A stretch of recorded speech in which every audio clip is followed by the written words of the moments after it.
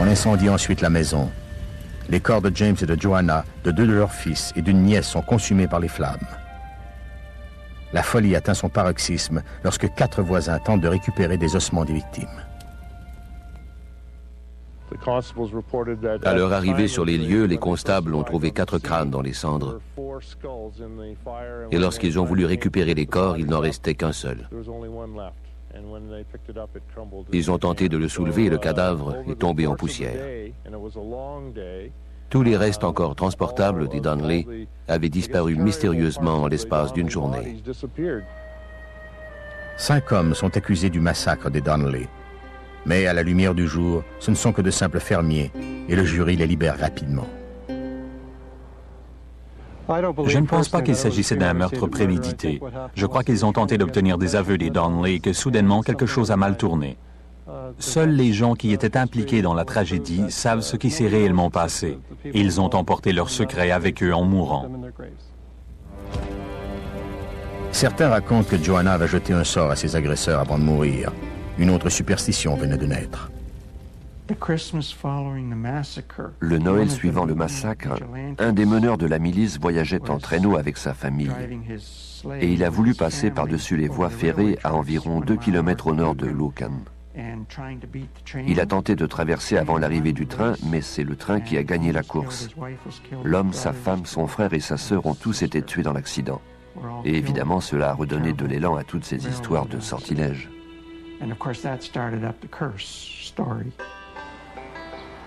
Dans la ville de Lucan, la véritable malédiction se fait sentir dans les différends qui divisent les citoyens. Il y avait 2 clans. D'un côté, les gens ne voulaient plus parler de cette histoire, et de l'autre, on refusait de l'oublier. Dans l'église même où on avait dénoncé les Donnelly comme étant des suppôts du diable, la congrégation priait maintenant pour obtenir le pardon. Nous voulions faire des recherches et interroger diverses personnes. Des gens m'ont dit de ne pas m'en mêler. Sinon, je risquais d'être abattu d'une balle perdue. Lorsque j'étais enfant, nous n'avions pas le droit de prononcer le nom des Donnelly à haute voix.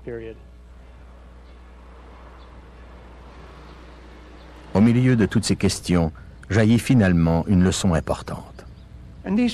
La majorité de ces personnes étaient de braves gens, mais la colère les avait poussés à faire des choses horribles.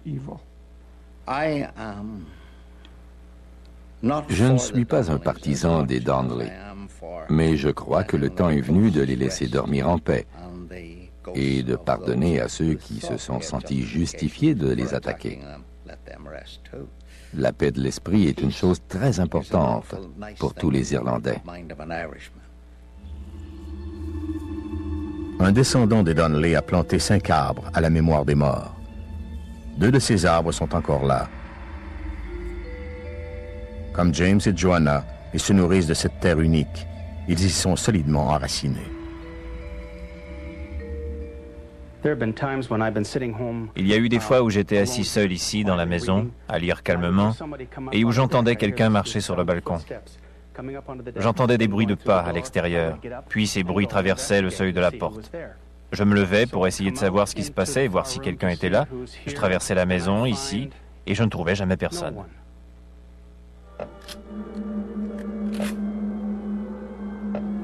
Je ne savais pas ce qui se passait, mais je sentais clairement qu'il y avait quelque chose qui faisait ces bruits. Les flammes de l'enfer sont souvent provoquées par la peur ou par des rumeurs de toutes sortes. En réalité, seule la compassion humaine peut réellement nous sauver. Dans un moment, nous retournerons à une époque où un homme riche et une femme modeste se sont battus avec acharnement pour vivre ensemble.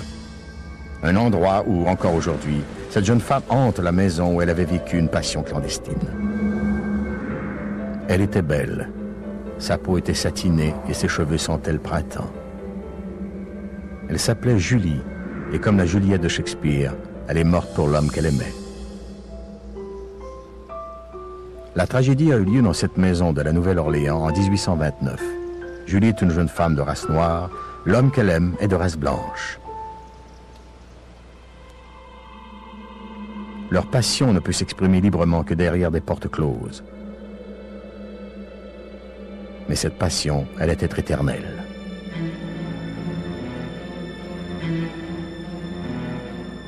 Aujourd'hui, l'esprit de Julie hante encore cette maison, l'endroit même où elle avait livré son cœur. Carrie Roy, une voyante, peut sentir son bonheur.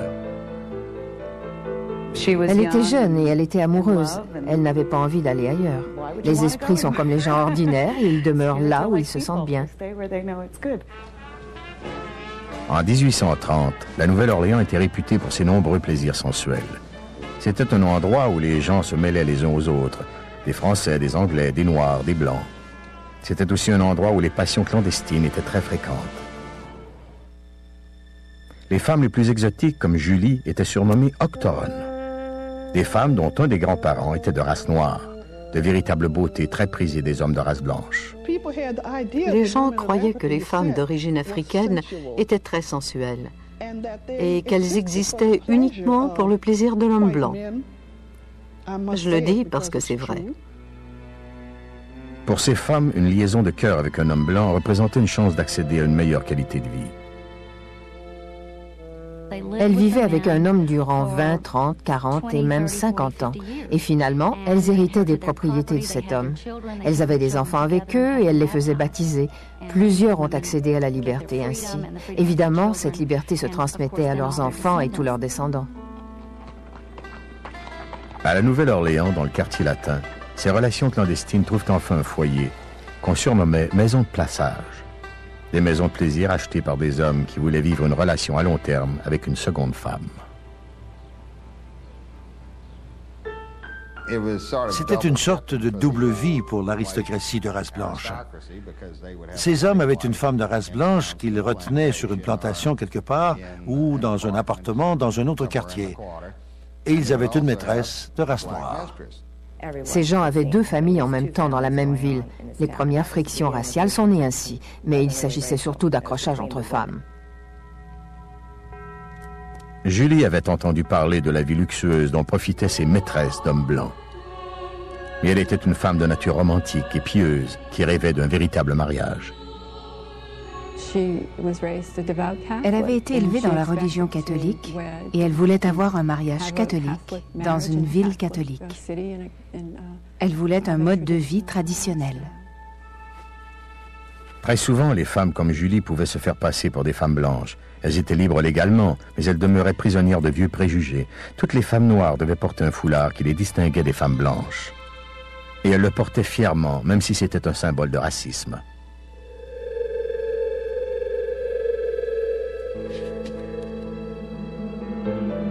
La Nouvelle-Orléans était réputée pour son Quadroon Ball, un endroit où ces femmes mulâtres pouvaient rencontrer des hommes riches de race blanche. Poussée par sa famille, Julie n'a que 16 ans le soir de sa première sortie au Quadroon. L'endroit est somptueux et éblouissant, puis elle rencontre Zachary. Le Quadroon Ball était un endroit terrifiant pour elle. Les hommes étaient polissons et vulgaires. Elle en avait peur, mais c'est ainsi qu'elle a rencontré un homme qui lui a semblé être très respectable et elle est devenue amoureuse de lui. Il invite Julie à danser et elle est aussitôt séduite, littéralement emportée par un tourbillon romantique. La salle est grisante, les lumières sont scintillantes et l'espace d'un instant magique, elle lui cède son cœur. Mais lorsque l'homme lui a fait une proposition, ça n'a pas été une demande en mariage. Il lui a proposé une liaison extra-conjugale.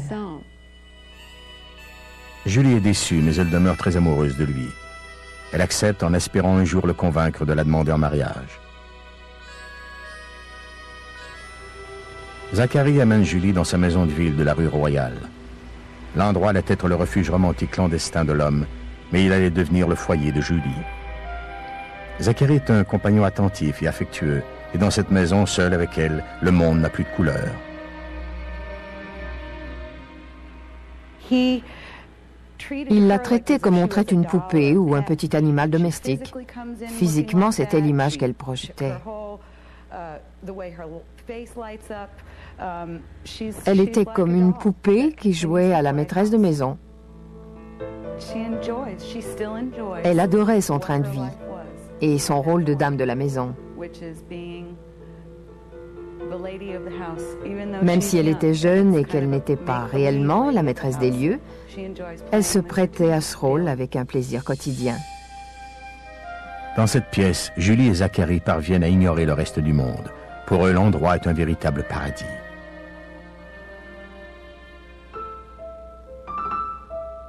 Elle lui offre son amour inconditionnel et il le lui rend en lui écrivant des poèmes. Tes lèvres sont comme un velours écarlate. Tu as ravi mon cœur. Ton amour est plus grisant que le meilleur des vins.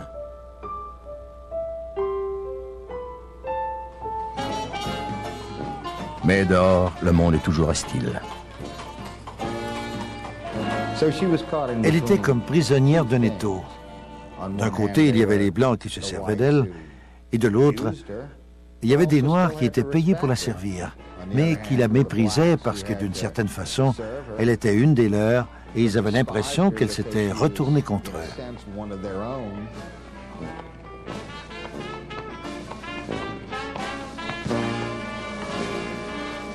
Chaque soir, au crépuscule, Julie s'abandonne à son rêve de mariage. Elle voulait se marier devant Dieu et devenir la mère des enfants de Zacharie. Elle savait qu'un tel mariage était impossible, mais elle s'en fichait. Elle était Julie, la plus belle femme en ville. De sa fenêtre, Julie peut voir la cathédrale de Saint-Louis, la plus vieille en Amérique. Le tintement des cloches la ramène constamment à ses rêves de mariage. Ce mariage ne pouvait être légal, mais elle tenait à épouser Zacharie devant Dieu. Je pense qu'elle était très consciente de ces réalités. Elle avait probablement eu l'occasion d'observer ce genre de relations autour d'elle, et elle savait qu'elle était dans un cul-de-sac. Mais lorsqu'on est jeune, on se sent parfois capable de réaliser l'impossible. Entre-temps, à la plantation familiale, Zacharie découvre lentement que les valeurs morales du Sud sont contre lui. Son père est le maître tout-puissant des lieux, et si Zacharie épouse Julie, il sera aussitôt déshérité. Julie ne pensait pas que ces choses étaient importantes. Tous les hommes de la ville voulaient l'épouser, pourquoi pas Zacharie? Zacharie se sent prisonnier. Il ne veut pas que les choses changent entre elle et lui. Julie est furieuse, elle a l'habitude d'obtenir tout ce qu'elle veut. Et lorsqu'elle ne l'obtient pas, sa frustration déborde. La querelle se joue dans la chambre à coucher.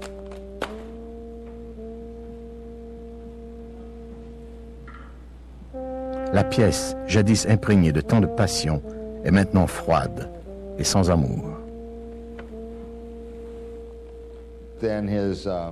Il a commencé à désenchanter à son tour, parce que la passion de Julie n'était plus la même. Elle était maintenant froide avec lui.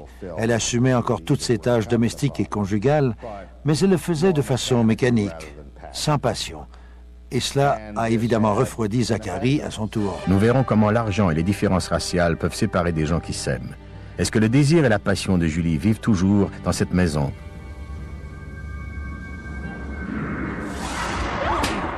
Aussi, l'histoire d'un père dont les péchés engendrent un bébé du diable. Il croyait qu'il avait des sabots, une queue et des oreilles pointues comme le diable. Personne sur Terre ne peut aider Julie. Elle se tourne donc vers les forces de l'au-delà. Elle sent qu'elle a besoin de forces magiques pour conquérir Zacharie. Voici le tombeau de Marie Laveau. Il y a 160 ans, elle était surnommée la reine vaudou de la Nouvelle-Orléans. Voodoo Margaret est la descendante spirituelle de Marie Laveau. Julie voulait être l'épouse de Zacharie et non pas sa maîtresse. Julie visite la femme au milieu de la nuit en quête de magie voodoo. Julie était désespérée. Elle voulait demander l'aide de Marie Laveau. Elle lui a dit que Zacharie et elle s'aimaient beaucoup, mais qu'il ne pouvait lui exprimer son amour librement. Elle disait qu'il l'aimait beaucoup, mais qu'elle avait besoin de plus.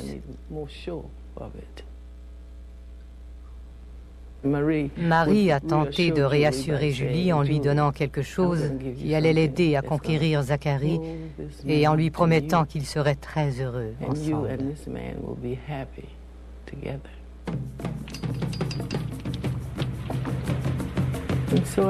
Avec tous les pouvoirs qui m'ont été confiés, j'implore la lumière divine de protéger Julie et Zacharie. Que l'amour de Dieu puisse les envelopper, que sa puissance puisse les protéger et que sa présence puisse veiller sur eux partout où ils iront. Puissent-ils être en sécurité, loin de tout danger. Que Dieu les bénisse. Le sort en était ainsi jeté. Un lien éternel reliait désormais Julie à cet endroit. Tommy Mullen, le propriétaire actuel des lieux, a été témoin de la présence de l'esprit de Julie. Un jour, nous étions en train de faire de l'entretien dans l'immeuble ici derrière, et j'étais debout devant l'escalier. Soudain, j'ai senti les poils se dresser sur mon bras gauche, puis sur mon cou et sur mon bras droit. Je me suis tourné vers l'escalier et j'ai vu Julie monter les marches en courant. Elle portait une longue robe blanche qui flottait sur son corps. Cette Julie éthérée va et vient dans la maison. On l'entend dans les chambres. Mais elle a maintenant une nouvelle compagne, Lisa Van Goren, la résidente actuelle de la maison. J'entrais dans la maison qui était encore sombre et j'ai entendu la porte de l'entrée s'ouvrir et se refermer. La serrure était vieille et elle avait un son bien distinct. Les chats étaient assis ici et ils étaient terrifiés. Ils étaient littéralement pris de panique, ce qui est très inusité parce qu'ils dormaient habituellement à cette heure-là. J'ai regardé dans la maison, mais je n'ai vu ni ombre ni mouvement d'aucune sorte. Puis lorsque j'ai allumé les lumières de la salle de bain, les chats se sont enfuis vers la porte d'entrée. J'ai entendu la porte en question s'ouvrir et se refermer. J'ai couru pour voir ce qui se passait, mais je suis arrivée trop tard. Elle était déjà partie. La potion voodoo ne fonctionne pas. Les prières de Julie demeurent sans réponse. Puis, un soir, elle dit à Zacharie qu'elle doit l'épouser, sinon elle devra le quitter.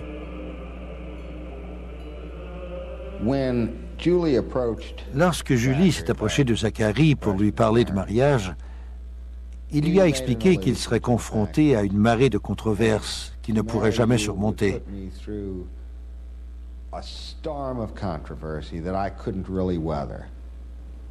Il lui a dit qu'elle serait elle-même aux prises avec des réactions de l'extérieur qui seraient probablement aussi importantes que celles qu'il aurait à affronter de son entourage. Une violente tempête s'abat sur la ville ce soir-là. Julie veut montrer à Zacharie que si elle est capable de surmonter la colère des éléments, il devrait pouvoir en faire autant pour surmonter la désapprobation populaire.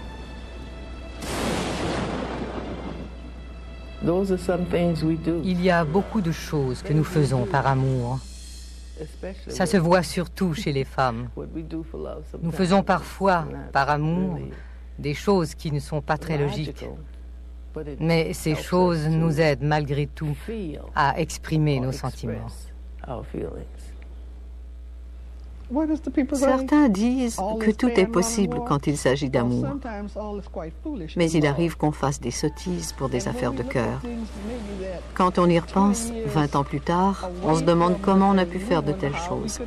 Je crois que Julie était victime de son jeune âge.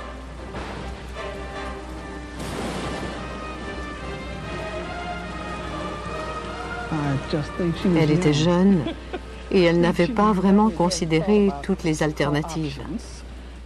Elle avait probablement, tout simplement voulu lui prouver qu'elle était sérieuse. Julie sort en pleine nuit.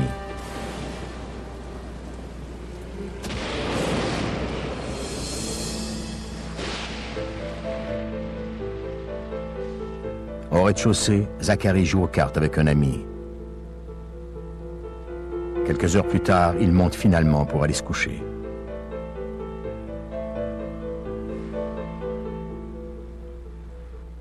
Il est allé dans la chambre pour la rejoindre, mais elle n'était pas là. Il a alors réalisé que ces menaces étaient peut-être réelles. Puis, il est monté sur le toit dans l'espoir de la trouver.